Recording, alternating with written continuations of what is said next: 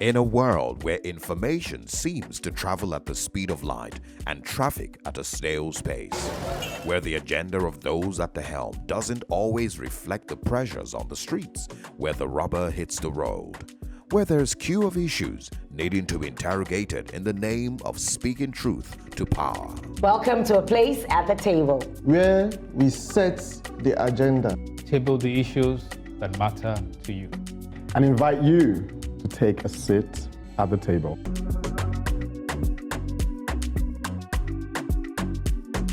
Previously on part 1 of the special edition of A Place at the Table, Oil on the Mind. Should NNPC divest from the refineries, or should Nigerian government divest from the refineries? All assets need to go into private hands. All. Government has never run anything effectively. Definitely on the refinery, probably. I would say affirmative. On the pipelines, I'm a bit a mixed bag because of security issues. I think NNPC should divest. The president should institute a probe, because what happened in May is a disgrace. If we were to advise President Bola Tinubu today, the first thing that you should say is NNPC should hands off the refinery. Everybody has two parting statements to make on this issue of privatization.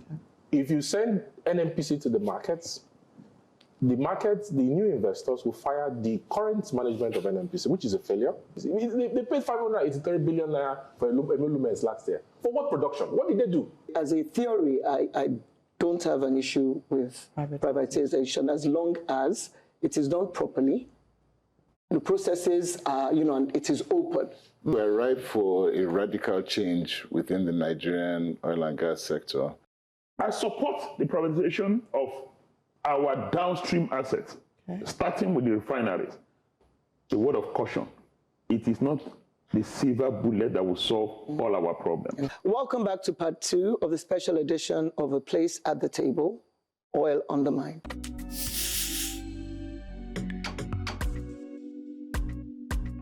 Since 2010, Nigeria's oil and gas sector has seen a significant wave of divestments and farm-outs, with major IOCs leaving onshore and shallow water assets to focus on the deep water: ExxonMobil, Shell, Total, Chevron, and others. The question we must ask ourselves is, what happens next with our burdened indigenous producers? There is no doubt that these divestments present a golden opportunity for indigenous companies to take the lead in shaping Nigeria's energy future. We must have the human, technical, financial, and institutional capacity to manage, operate, and maximize the value of these assets sustainably. Let's start with human capacity. Retaining and integrating the experienced IOC staff with indigenous operations is very crucial. We must be intentional in ensuring that there is investment in education and upskilling as a precursor or part and parcel of the divestments to ensure that the skills gaps do not widen post-divestment. Secondly, investment in the use of advanced technology for exploration, production, and environmental management is critical to harness the full potential of these assets. These indigenous companies must prioritize collaboration and partnerships, innovation and R&D to ensure operational cost efficiency and excellence to maximize our energy potential. Next is financial capacity. A significant amount of capital is needed to operate these divested assets. We must develop innovative financing models and strengthen financial institutions to support indigenous growth. There should be incentives to encourage prioritizing reserves replacement as a long-term national objective over short-term recoupment of investment by the divestees. There is a crucial question of the local communities in these areas. This should similarly be looked at in the divestment process, and community engagement plans should be well laid out. Finally, institutional capacity. There's an urgent need to enable smaller emerging indigenous companies to participate in ownership and operations. Ultimately, if we get this right, we won't just fill the shoes of those who have exited. We will chart a course for energy self-sufficiency and prosperity. Thank you for me. I think the first place to start really is understanding that when it comes to the oil and gas upstream exploration play, I see Nigeria as a very mature market. We have people, we have understanding, we have capacity, we have history, and we have the ability. So that aspect of it has never worried me. What has worried me is transitioning all of those things from IOCs working to indigenous players that compete. Now, the word there is compete. The fact that IOCs began to exit Nigeria, not from competition, but from something else, should trouble us. That's a question that we should ask. Why were they exiting? Now, as indigenous companies, we have filled that gap. But we filled the gap not because the policy enabled us to compete, but there were extraneous forces that began to cause the IOCs to move off onshore to the offshore. It's a problem, and we need to address that. But having said that, there's nothing like a vacuum. And so this has been filled by indigenous players, and some doing well. The next question then is, how do these little indigenous companies that have come together by the fact that there has been this exit strategy of the IOCs, how do they then become competitive at a larger scale? And here is where policies need to come in.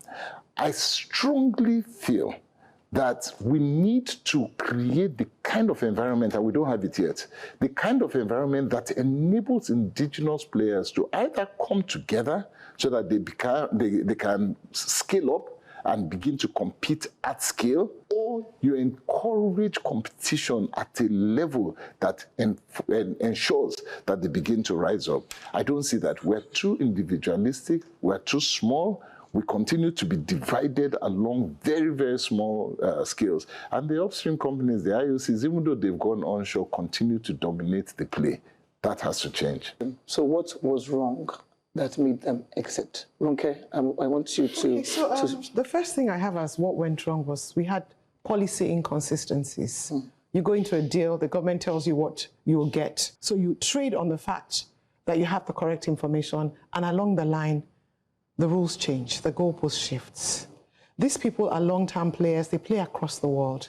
We need to set global standards of operation for us to have global players stay in our market. Two, our security issues. It's worrying, even for Nigerians, but we don't have anywhere we're going, so we're staying. You don't want to put people out there in an oil field and you cannot guarantee their security. Then, the uneven playing field, we assume that if an IOC pulls out and a local and indigenous company comes in, it's exactly the same. It's not. I'm sure you've all heard of transfer pricing. If you're working from a large corporate somewhere else in the world, there are certain perks and advantages that you can play. So if a Nigerian is playing in that same space, they're playing at a disadvantage. So there's some loss. It's not apples for apples. Access to funds. When an international company goes to the international market looking for funding, it's a lot easier. They ask you for less documentation. I've sat in the role of a banker in this industry at some point in time. The rules are stringent, the demands are more, the lay time to actually get your hands on the funding is longer, the money cycle is longer, and the interest rates are much higher because of the risk involved. So I see a situation where the smaller indigenous players have to consolidate. The advantage Nigeria got in banking came from consolidation. We need to have that happen as well in the oil industry. Small players, there's always an advantage in economies of scale and scope. Come together, it's better to share a large slice of a large pie than to not grow your pie and it's so small and everybody's squabbling for a thin slice of it. Let's grow the pie. And also, I'm hoping to see more creative, disruptive, and innovative methods of doing business. We tend to steal the playbook of the international oil companies and want to duplicate it. They have an advantage. That's why their playbook looks like that. We need to start finding our local advantages.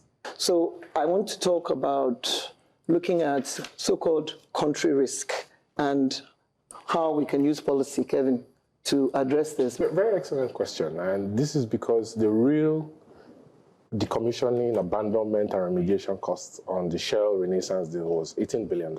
That's the real figure. For ExxonMobil, Seplat, it was $11.8 billion, pre and post divestment.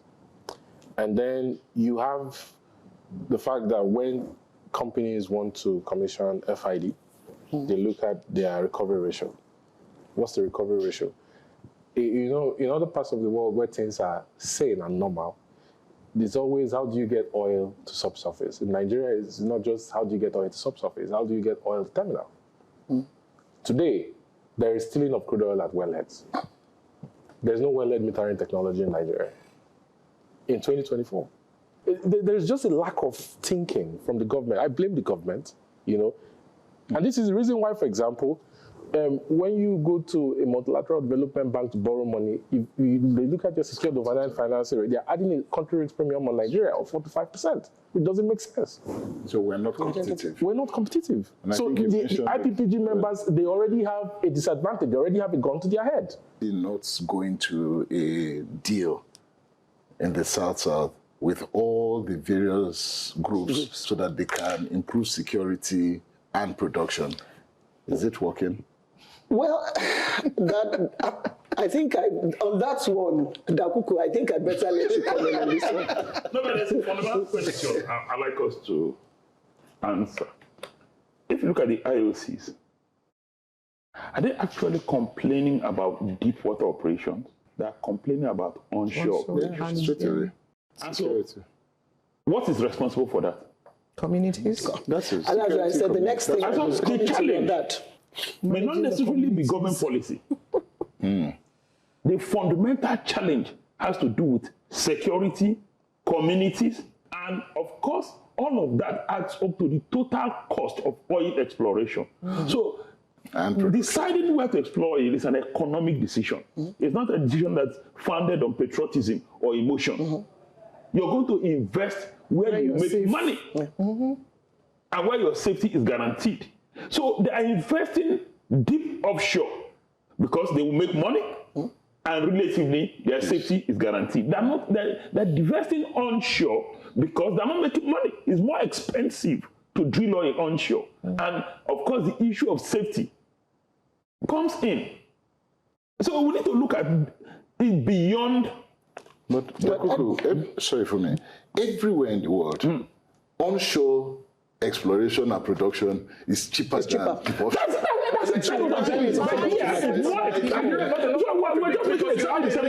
You have a navy, That's correct. and then you have a paramilitary that the government pays the security fee every year to guard your oil and gas assets. No, it doesn't make sense. We're making the same point that everywhere else in the world, it is cheaper to drill oil onshore. But in Nigeria, the reverse is the case. Why? The government has placed the blame on crude oil theft in Niger Delta on unsophisticated vandals.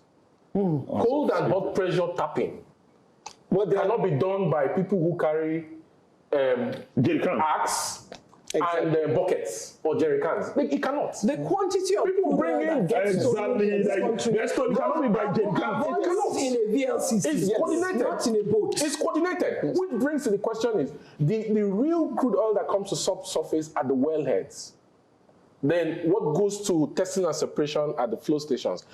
Can you account for it? Is there a correlation between what comes to the wellheads and what gets to the flow station? They can actually account for it. But the issue is that who is taking it? We already know that you are suffering a 20 to 25% More than loss. that. More than that. In some Way places more than it's 40. that. Yeah.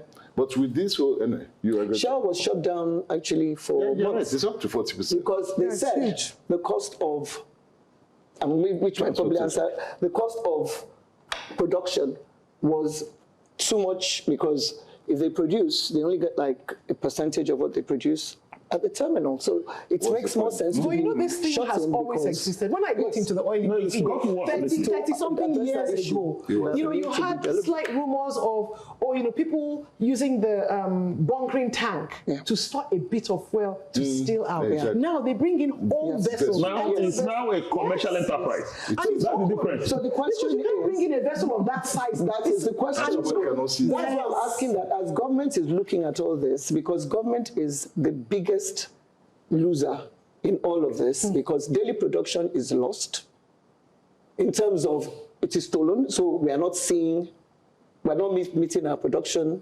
capacity. We're not earning the effects that we the could be government earning. is not the beneficiary. Complicity. Okay. So when you say government on this one now, Governmental actors. Governmental actors. government, Let's correct that. parastatals, local government, state government. For me, I have a story. A couple of years ago, we're talking about at least 30 years, also Rokes, but no, maybe 25 years ago. I went to a high government official at the time, and I said to him, I said, sir, this was somebody in Aso Rock. I said, sir, in this day and age, there's something called pigging and metering. There's no way that you cannot know what is passing from point A to point B. And that you can sit in Abuja, put it on the screen, Exactly. as far as scatter, and you will know exact scatter system. You know exactly what is going on. You know what he asked me? He said, who told you want to know? Before And any vessel simply moves put, on this what he was saying there What are we talking was that in the chaos of not knowing is where the money was coming to them. I'm going to also say something on that note, because I think we've seen the destruction of some Thanks. tankers that were Refineries. destroyed with That's a- crude and the things tip like of the that. iceberg. Yes. The question then is, where is this going in terms of they bring in the VLCCs, they load it, who's buying it? Where is it going? Globally, crude oil has a DNA. Thank you. Every single drop of crude oil, if you analyze exactly it, you know where it is. exactly where it comes from. So it's a partnership between governmental actors, as you call them, the international market, because this thing is bought and sold on the international market. Not so that our backyard. And so, you know, we can't say it's just in Nigeria. It's a consortium of global players. When I was in Imasa, we have a satellite system, that could see the entire Nigerian waters. Yes. And no vessel can come in without being picked. And you have the transponder. Yeah. And if it's switched off, you know that... Simple. We know the truth is... I don't think that's the issue. Look, there was a time when in, I think, Obasanjo's regime, when he was there, his administration, we had a major issue of bunkering of Nigerian crude. And we knew where it was going because we could trace it. So we went and there were... Should I mention the countries? Yeah, because they changed. Ghana. Yeah? So 4 countries were collecting Nigerian crude major. Brazil, Cameroon, Ghana, Ivory Coast 5, and Senegal. Obasanjo ordered NNPC guys at the time to go to each of those countries and warn them first that they should stop taking Nigeria's stolen crude, and that they will walk into an arrangement where they would enable them get government-to-government crude, rather than steal it because it affects us. That killed the business for a season. Innovation. Because you know where it's going to. He called them on personal basis. My friend, you are destroying our country. And he stopped. Nigerian Navy has something called Falcon Eye. Falcon Eye.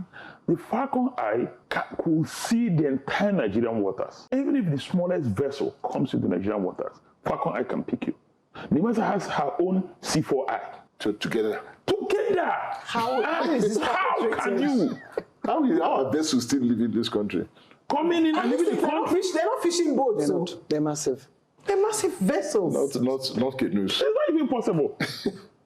So people know and people aid and abet. And Nigerian Navy has the response capacity. And that's something NIMASA tried to do with the Deep Blue projects. Not only seeing, but you have the capacity to respond. So when we talk about successful crude oil theft, there must be compromise somewhere and complicity somewhere. So how are we going to encourage and support and protect these industries so that, when I say industries and the small companies, to grow tomorrow to be a Sinopec, a Petrobras, a Petronas? I will start with you. Well, Kevin. first of all, if the government doesn't deal with the issue of security and fiscalization of, aggregation, transmission, and distribution, it will show up in your unit production cost per barrel. Nigeria has the highest in the world. In Iraq, they produce oil for less than $11 a barrel. In Libya, they produce oil for less than $10 a barrel. Iraq and Libya don't have a central government. So Nigeria does not have an excuse So the government, first of all, needs to develop a SCADA that will fiscalize the entire supply chain. That's the first step. And the president needs to, put action to his words. He's making a lot of promises, but if you have Falcon Eye, and if you have C4I, then you definitely know who the bad actors are. You fish them out and you teach them a lesson. But Nigeria has a culture of lack of consequences. For me, when kidnapping started, right, it was the international expatriates and all, and most Nigerians were like, it's not concern us. Now them, they've been here, they are colonial, let them take their money and all of that. Kidnapping has moved well away from the expatriates. In fact, if you find one expatriate that is kidnapped today, it's big news. To even your driver can be kidnapped. So it's now a very personal domestic issue. Oil theft, crude theft is the same. It's no longer affecting the IOCs like that. They've sold, they've divested, which means that the people who are suffering the most are the indigenous players that have entered into that space. So we're cutting our nose to spite our face. At the end of the day, both the Nigerian government, the Nigerian people, and the Nigerian investors have to sit down and say, oh boy, this thing is affecting us. We must stop it. Because if few people are gaining, everybody is losing. We must address it. Okay, so in my little experience with communities, we have fed our communities with this spirit of entitlement. Yes. The government has stopped performing its role as the one responsible for our communities and have passed it on to stakeholders, the companies who are working in those economies.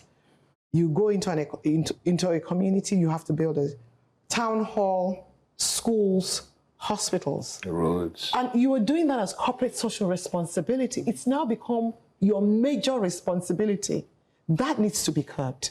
2, consolidation. I don't think we should wait for natural consolidation of companies. There has to be a law enacted that you have to have market cap of X amount. You have to be this big. You have to be able to do these things for you to stay in the industry. That's the only way for us to build substantial capacity in the companies so that they're standing neck to neck with other institutions abroad. Government has a responsibility, and that responsibility is to fix security. We can't be talking about indigenous players if we don't fix security.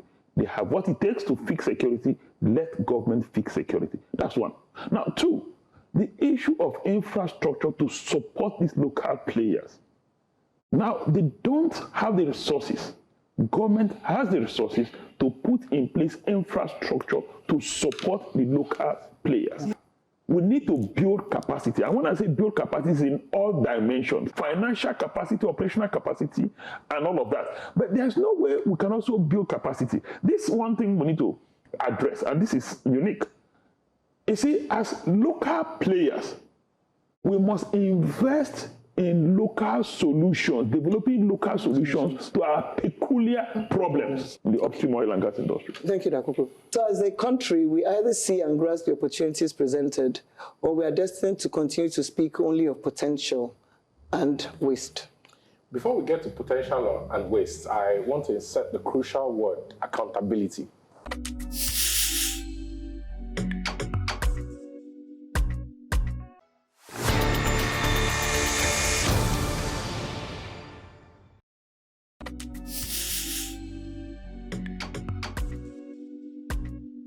NNPC, what's the purpose of a state oil company if it cannot save itself? On the 27th of November 2024, the NNPC announced that they had resumed operations at Area 5 of the PH1 refinery, a 60,000 barrel per day plant built by Shell in 1965 to produce mostly heavy naphtha, low-power fuel oil, household kerosene, automotive gasoline oil, mostly low-power fuel oil for the upstream operations in Nigeria. The fact that the refinery lacks a crude distillation unit with a catalytic reformer that can take the heavy naphtha from its hydrotreating unit into secondary, tertiary layers of distillation for production of lighter derivatives like premium motor spirits and propane gas is proof that whatever is going on at LMA is not crude oil refining but blending.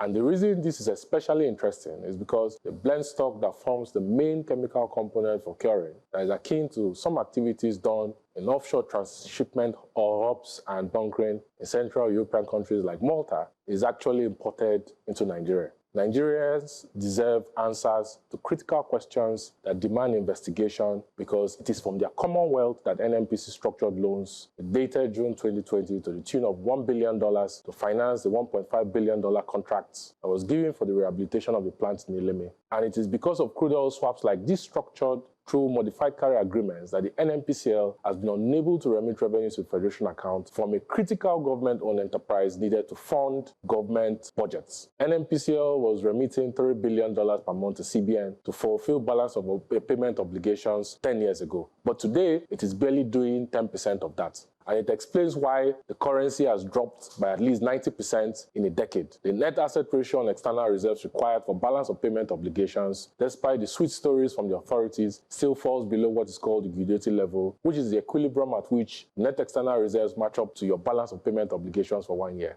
I want us to, especially discuss this topic on how this culture of crude oil swaps, first with the crude oil intervention stock, has impacted on the ability of NNPC to remit monies to the Federation account, first to CBN, the dollars, for balance of payment, and then when the Naira is converted to the Federation account, and how that has impacted on the current inflation and even the current price of PMS that we have today. So I'll start with you, madam.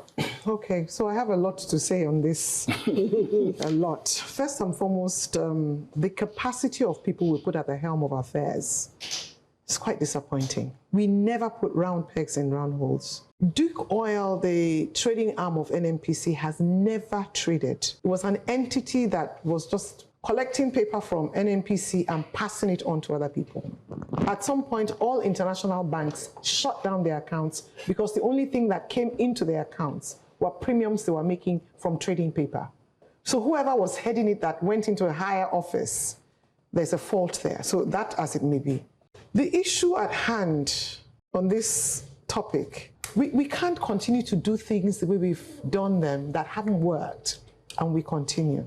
When the government has the ability to produce crude oil and you give it and you put it in the hands of NNPC, NNPC trades this oil and retains the income.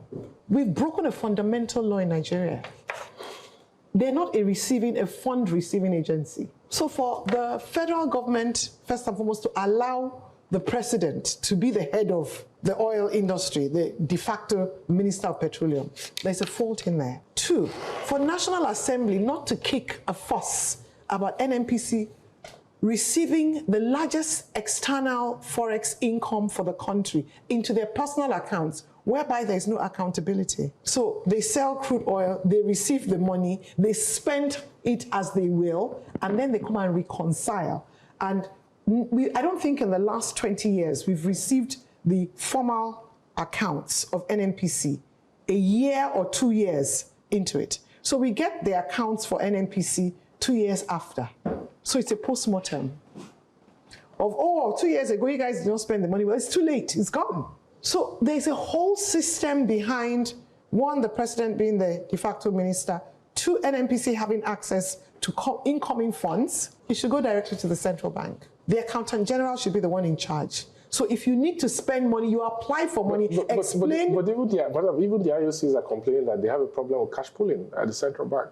Whatever the case is, NNPC must not be the agency collecting national funds on behalf of the nation. It's not a bank. So whatever central bank does right or wrong, they should fix it on that side, but not transfer their role to NNPC. That's why we have no issue, all these issues. So before Nigeria can actually use our crude oil forward sale, the National Assembly is aware of it. How are they the ones giving that approval on behalf of all Nigerians? Now we're in debts to the tune of only God knows how much. We're about to go into another one. And now almost all the money we bring in as income is used to service debt. And we're still pledging the little balance we have left for taking on additional debt. Oh, we have to outspend ourselves from a recession. We've had this story for the last 8 or 9 years. It hasn't worked. We need to try something different. So, Mr. Tony, I was going to come to you about Section 65 of the PI, on incorporated joint venture company model. Do you think IJVs is better than unregistered joint ventures and PSCs? Okay. Are you in favor? Personally, what I'll tell you is that when you have an incorporated joint venture, right, then there are certain rules to incorporation that then must be applied. And as long as those rules are applied corporately, then you can almost be safe. Where are the principal issues?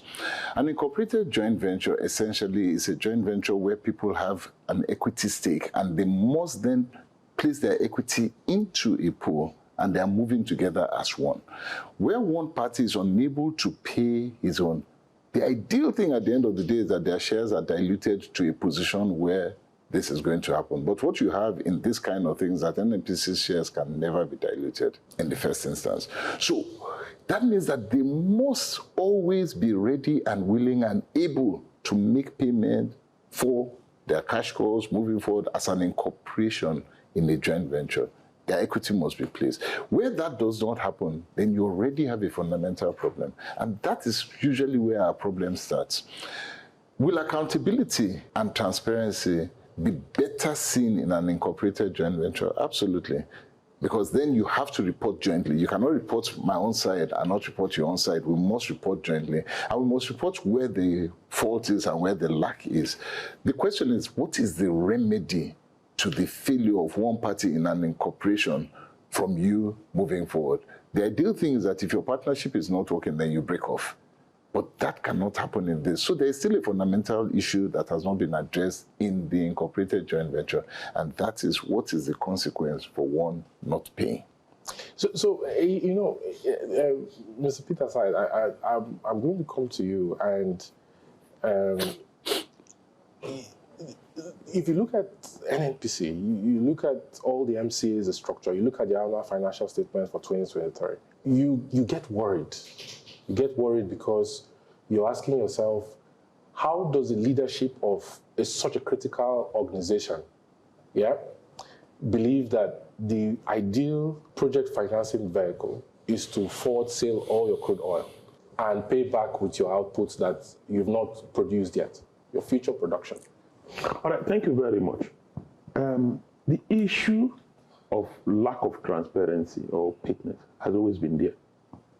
Recall that it was in the year 2020, for the first time, after 43 years of operation, that the account of NNPC was audited. Is that correct? Yes. Mm-hmm. Now, not only was it the first time, of course, they declared a series of losses. They've been operating at a loss. And so the concern, even at the time of consideration of the PIA, were the issues of transparency. That's one. Two, accountability, profitability, and how do we attract investment into the country? These were the concerns. And to address those concerns, PIA made the position very clear. Please, can we transition from a state-owned company to a corporate entity where Nigerians own shares? The idea is that it will promote transparency, accountability, and profitability. NNPC, the way it is currently structured, has it moved from being a state entity owned and controlled 100% by the state to an entity in private hands? The answer is no. Now, if you look at Saudi Arabia, Saudi Aramco, it has moved from being owned by the government of Saudi Arabia. Now it is a private entity owned by multiple stakeholders. It did not only become profitable, I'm sure you know it's one of the most profitable entities on earth. Now, their affairs are conducted in a more transparent manner. They are more profitable. They are more accountable than any other entity in that space. Simply by moving from being a state-owned and controlled company to a company in private hands. I think that the transition for NNPC has been pretty slow. Government has a role simply to follow the PIA. So that NNPC will be in private hands. Nigerians can now buy shares, own shares in NNPC. It has to be transparent. That's one. Now, two, did NNPC contribute to the challenge we're having today with FX? The answer is a reasonable yes. I think that what is lacking is the commitment on the part of government. When I say government, not just the executive arm of government, legislative arm of government inclusive to address this issue of lack of transparency and accountability in NNPC? I don't think that political will is there. So the question is, for example, the Public Investment Fund in Saudi Arabia, which is the equivalent of the NSI, owns 16% of Saudi Aramco. Yep. Which means for the net income of $121 billion they got in 2023, they get paid dividends on 16%. Is there a case for having the NSI take 15 or 10% of NNPC? So, is there a case? Yes, there is a case. The issue is that do they not suffer the same malady that government organizations suffer? Hijacking. So Dakuku has hit a point consistently. And you mentioned a point at the beginning, which I want to bring back, that there is no consequence for bad behavior. So you give 16%. That 16% now becomes revenue for the boys to chop, and nobody says anything about it.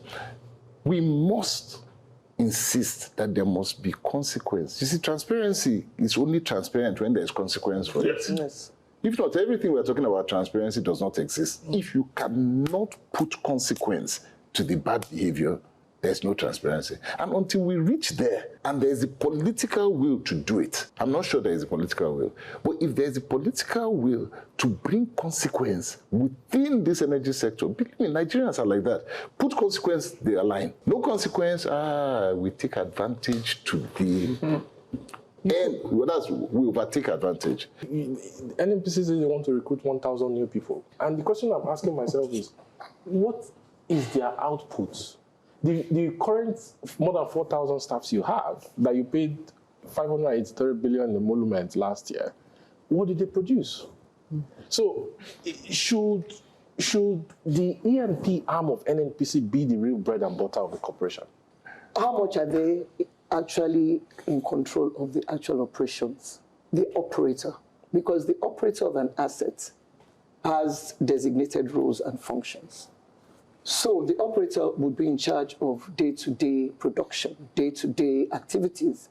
And what they would do is tell maybe the other investors, we have spent $10 here, cost recovery, etc., etc., etc. This is your share of the $10 that I've spent. So first of all, if you're raising funds to improve or increase your production, question is, how much are you in charge of producing?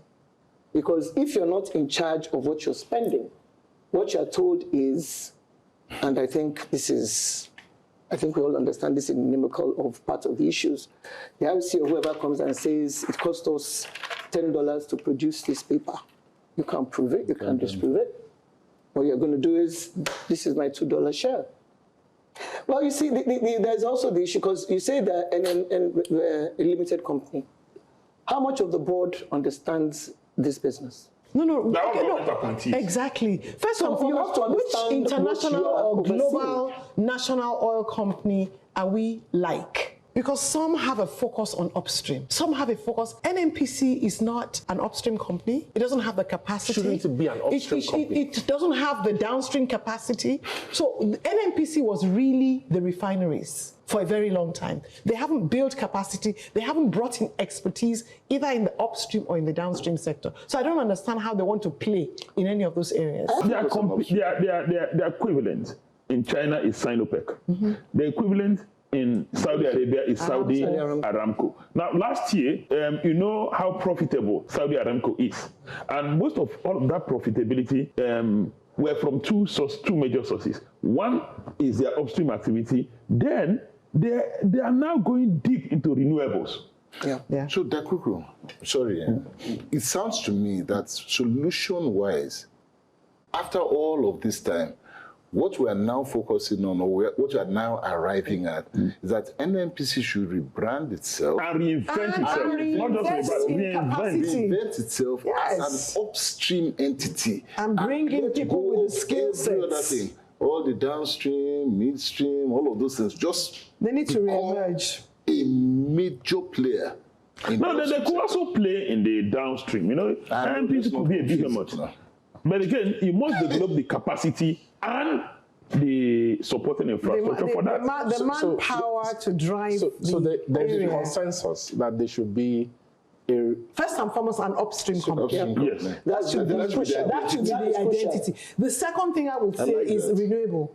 It's the future. That's the future. Third, R&D. Yes. If they build a strong R&D capacity, all the other companies, operating in Nigeria would rely on them for data, for expertise, for innovation, for creativity. Those are the areas where I see NNPC. And then the data repository of NUPRC actually has data. Yes. It's huge. So why are we still languishing in copycat? What they do actually have Nigerian solution and a lot of even a lot of the all these Mackenzie's and co. You give them the data, they put it together for you and can give it back to you. A lot of the source data comes from us. And then we rebrand it and they sell it to us again. Okay. Yes, that's it. Yeah. So there's capacity. So thank you very much. So we strip away the spin to interrogate the crude reality. Aside from this, we're merely building castles or even refineries in the sand. Calvin, this interrogation you speak of certainly needs to be centered on asking those tough questions.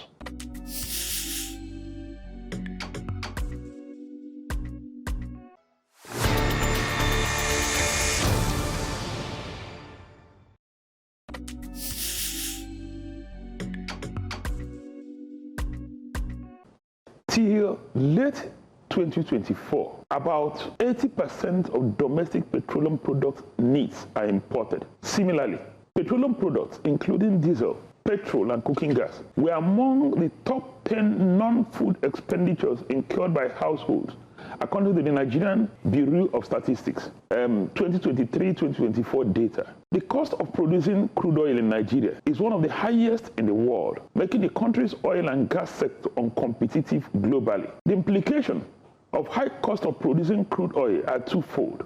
There will be inadequate supply of crude locally, as producers will prefer to sell abroad. And the second strand is that supplies cannot be guaranteed, as with the Dangote refinery. Back in June 2020, NNPC Limited published its first audited financial statements after 43 years of its operations, suggesting a level of sabotage that has bedeviled the state-owned company for over 4 decades. Amidst the lack of transparency and accountability, the House of Representatives ad hoc committee on the state of Nigerian refineries estimated that the federal government of Nigeria has spent over 11 trillion on the unfruitful rehabilitation of the refineries between the year 2010 and 2023. Meanwhile, the international oil companies have only dominated the upstream oil and gas segment, accounting for over 80% of the country's crude oil production and over 90% of oil reserves and operating assets. This suggests that the oil majors were attracted to Nigeria's crude oil reserves and found investing in the downstream oil and gas segment unattractive. To create a more investor-friendly environment, government will need to fully deregulate the downstream sector to ensure competitive pricing and improve supply stability. Government will need to deepen value addition across the upstream and downstream value chains. This can be achieved by simplifying the regulatory regime. Government need to work with industry to take steps to ensure a consistent supply of crude oil to refineries by collaborating with upstream producers. Government also, working with industry, need to foster collaborations with private investors, as seen in the recent agreement with South Korean firms to build new refineries. Another thing government could do is to provide tax exemptions on equipment imports and other financial incentives to encourage local and foreign investments in our downstream sector. The question is, why would like Shell or Mobil or Chevron or Total or any want to build a refinery in Nigeria when you are going to have them shortchanged by the regulator, who will give import licenses to companies that bring in substandard products? It's like, and this is a perfect analogy I like to give. Let's say Emzo Pharmaceuticals manufactures drugs according to the global manufacturing practice, GMP, that has been set by the World Health Organization. They have a standard.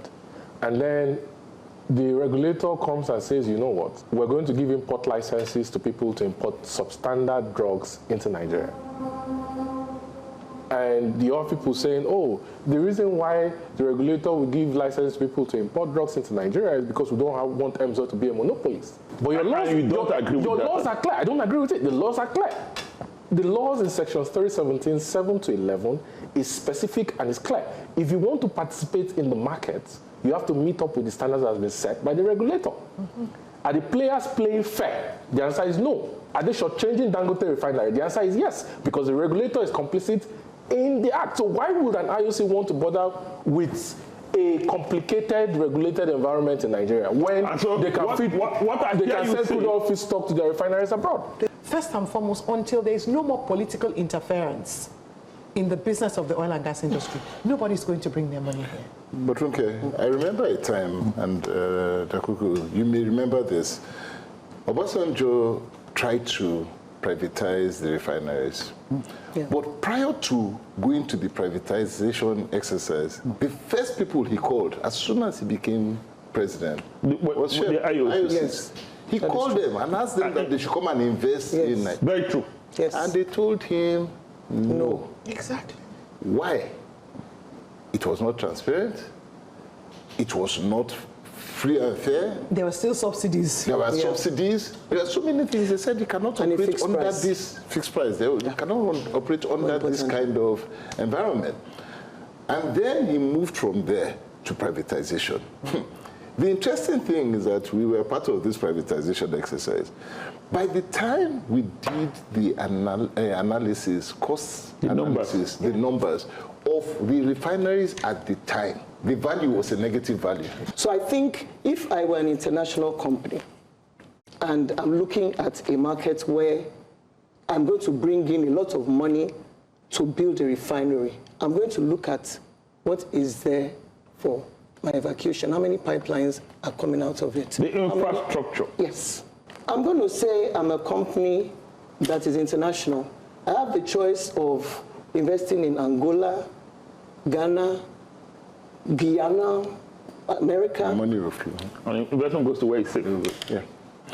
Quick to market, quick to recoup investment, secure laws, secure. So there's something. Price fixing. There's something that I think we have all overlooked in our discussion. The length of time. You remember that we were at least 10 or 12 years where we had no law, no guiding law. PIB. 10 years. Yeah, 10, yes. Yes. That 10 years did irreparable damage. A lot. We had no we investment. Had a flight of investment value in that period. Because nobody knew what they were doing. So there was no investment. Yeah. And all our infrastructure just went down. I'll come to you, Sister Ronke. Now, do you think, in your own opinion, that the era of subsidy contributed to lack of investment in building refineries? That's my number one point, because if you do a backward flow of, okay, I need to sell my crude oil or my petroleum product at 5 naira, and you walk backwards, you will come to a point where you know what your refining cost should be, what your cost of feedstock should be. There's no way, no type of math you want to do that is going to enable you get money out of a financial institution, saying that you are going to go and compete on a market where the government can bring it in at $2 and your end cost is going to be $5. Nobody is going to approve that. So first and foremost, because of the political interference, because of subsidies, there's no way anybody's going to fund such a refinery. 2, every financial institution now is looking for environmentally friendly projects. So first and foremost, you're telling them that you're going to be supporting bringing oil out of the ground, and then there's going to be water pollution, you know, creeks, the fishing life of aquatic material are going to be deteriorating. I mean, you have all of those things. You can't sell the project. So, and even if you're a company, an international company that you're financially buoyant, and you can do this on your own, the math just doesn't add up. Especially because subsidy, oh, it's gone today and then tomorrow it reappears on the balance sheet.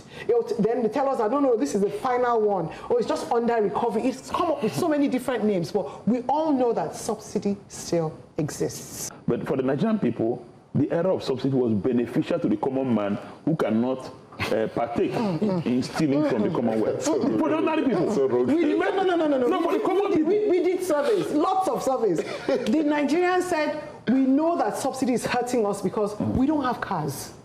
The people who are benefiting are the man who is going out.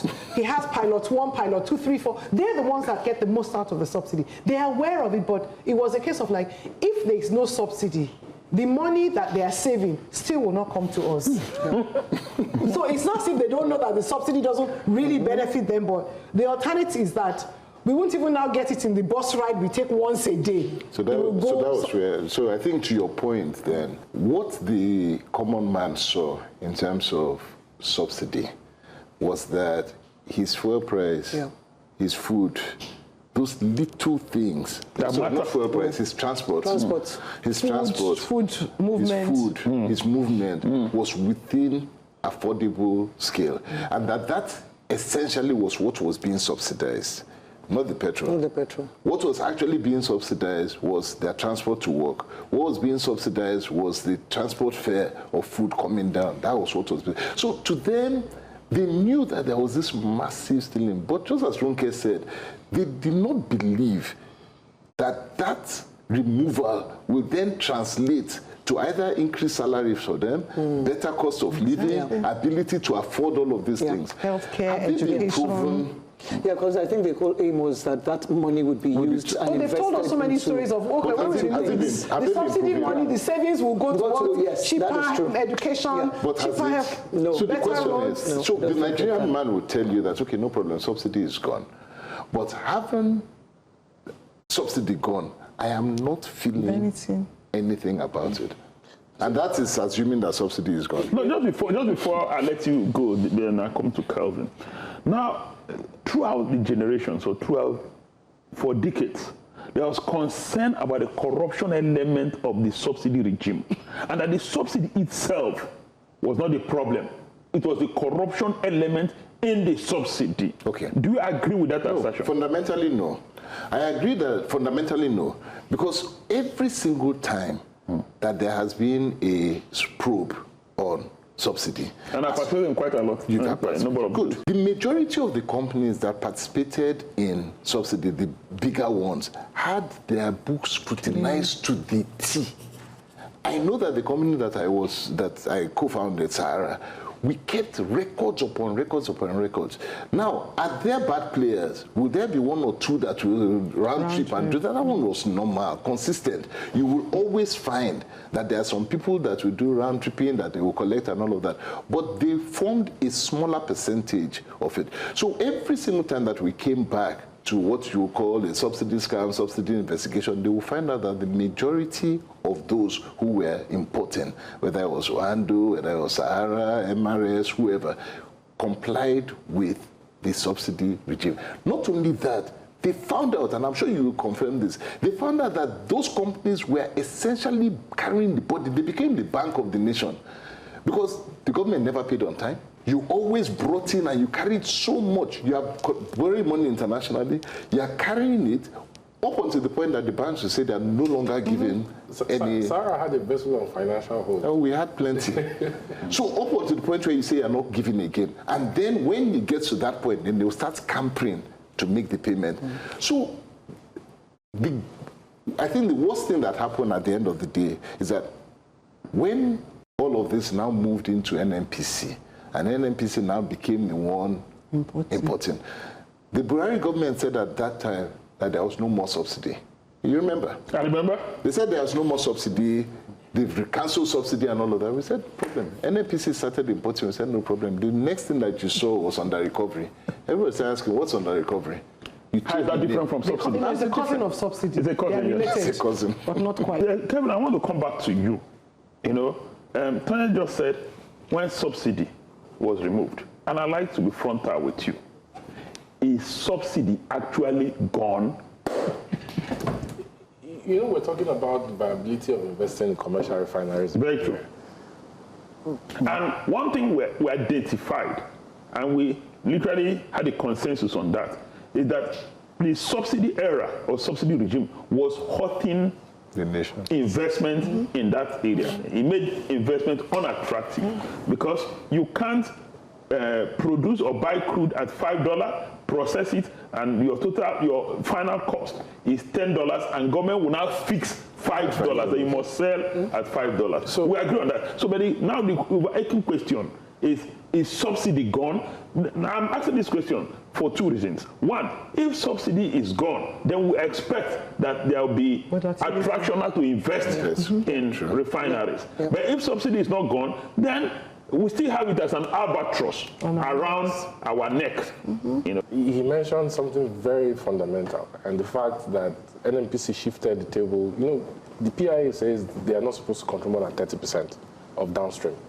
They shifted the table from the players like Glencore, Totsa, Sahara, BP, who were bringing good products into Nigeria, to NNPC controlling 100%. 100%. That was when Malta came. The Malta narrative. That was when Malta came. So will investors put their money down in commercial size refinery under a subsidy regime? They will not. Because the pricing model is distorted. Yeah, you need to, deregulate the market for them to, bring in money into the market. For Dangote to be able to work, the government had to move on sections 205 of the PIA, which is deregulate the downstream sector. But then the problem is, do you have feedstock to give him? Number one. Number two, no. If he's buying crude oil in dollar, can he buy crude oil in dollar and sell in naira when you don't have a functional forwards market to hedge the risk of volatility in the FX markets? The naira rate. Yes. Then number three, does it make sense for him to export his products than sell it to Nigeria? For me, I always say that he will make more value for his shareholders exporting his products than to sell it at a discount. Is it viable to put in money into refining in Nigeria? I think the more important question is the regulator fair? Is the regulator transparent? Yes? Is there crude oil to supply if you have a refinery in Nigeria? All I can say is that asking the right question is a precursor to getting the right answers and perhaps charting the best route to progress. Thank you for being part of today's discussion at the table. It remains to say goodbye from all of us and a happy new year. I don't have the gifts of prophecy, but I can prophesy that it will be a good year. It will be a year of hunger like 2024. It will be a year of poverty. It will be a good year for all of us Nigerians.